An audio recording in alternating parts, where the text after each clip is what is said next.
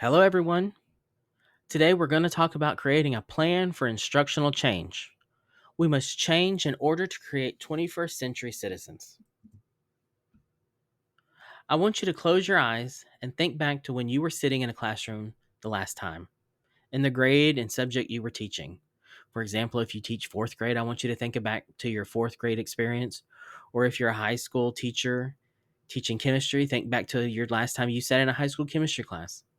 I'm going to give you 30 seconds and let you think about it.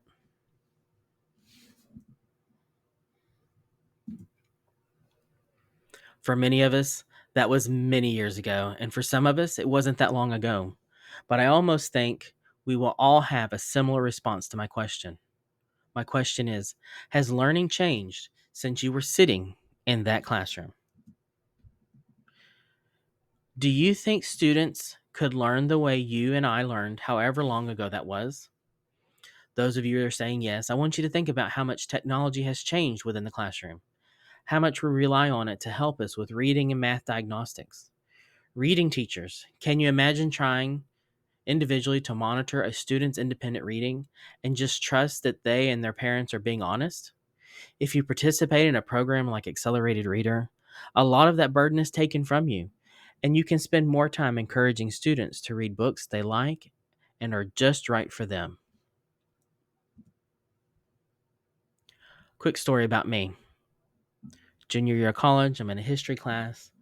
I had a very amazing history teacher. She read and spoke and wrote in four different languages, including Arabic. I'm coming back to that. I was so excited. My first paper I wrote, this was before we really typed papers and turned them in. I did my very best handwriting because I already know Mr. Langford does not have the very best penmanship. I sat down, I tried my very hardest. I wrote slow and I tried to make it as legible as I thought. I was real proud of it.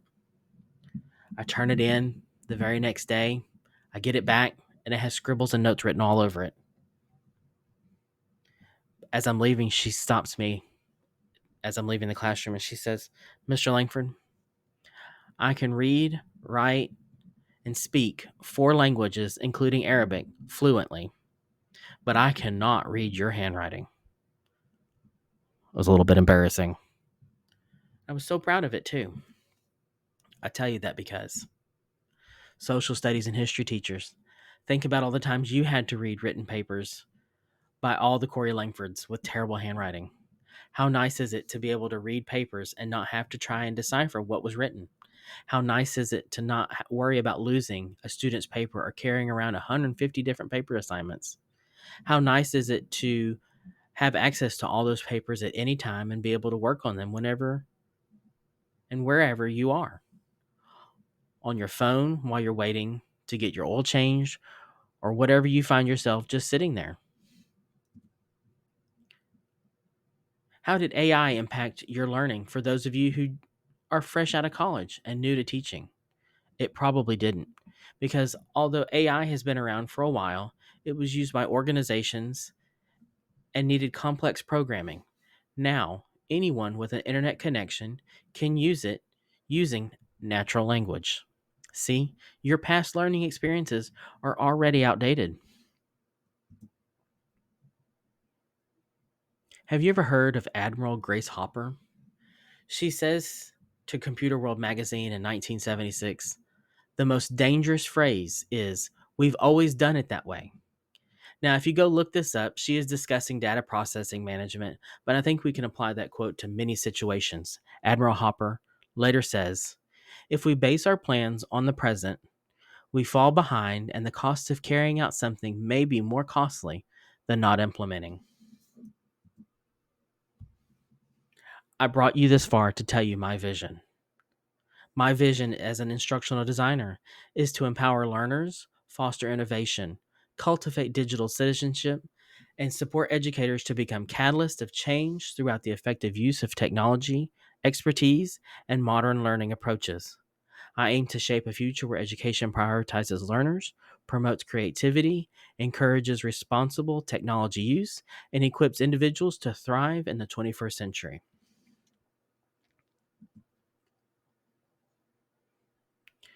I already know what you're thinking. This is a lot of work. I have plans I use every year that work, and I don't have time. I don't I understand. Believe me, I know. I'm not suggesting you take all your lesson plans and throw them away. Absolutely not. I'm not that radical. I'm asking you to start small. Think about that one lesson you absolutely hate for whatever reason and start there. At this point, we can't mess it up anymore. I will give you 60 seconds to think about that lesson and think about what it is that you dislike.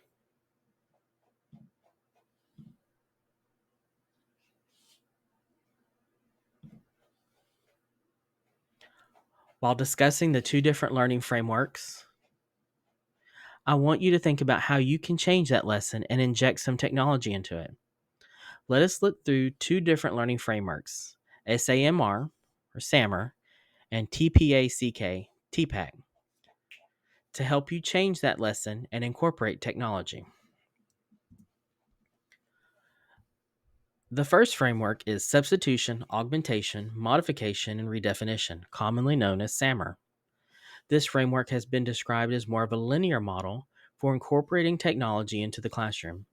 It is described as this because it starts with using technology as a direct substitution for a common item, then you can add layers of technology to complete a complete digital lesson. I'm all about using resources that are already there. I have a quick video that will explain SAMR. Just 2 minutes. Let's watch the video.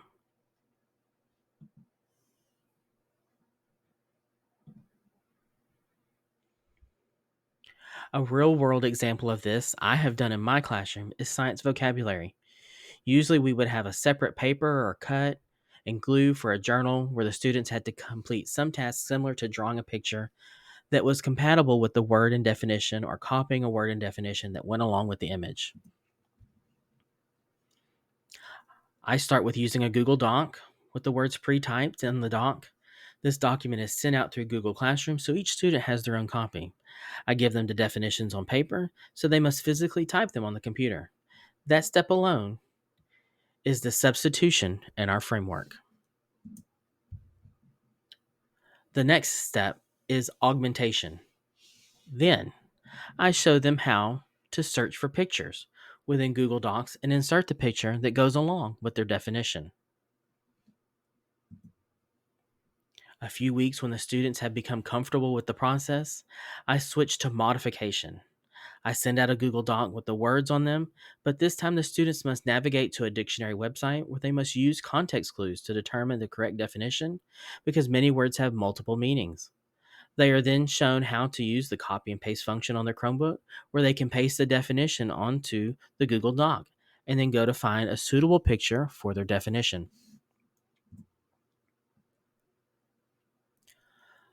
The last step is redefinition. After a few weeks of practicing the previous skill, I show them how to create their own Google Doc. This is not different, but I then teach them how to share it with their partner so they can collaboratively complete the project. Once they have finished the project, the students must share the document with me so that I may check their work and offer suggestions. The last technology framework I want to present to you is TPAC. TPAC stands for Technological, Pedagogical, and Content Knowledge. I know all those words are making your head spin, and that is okay. I told you the meanings of this acronym to maybe help you understand the slight variation from SAMR. TPAC is best used when starting to plan a lesson fresh with no pre existing lesson plans. Again, I have one last quick video that will help explain TPAC.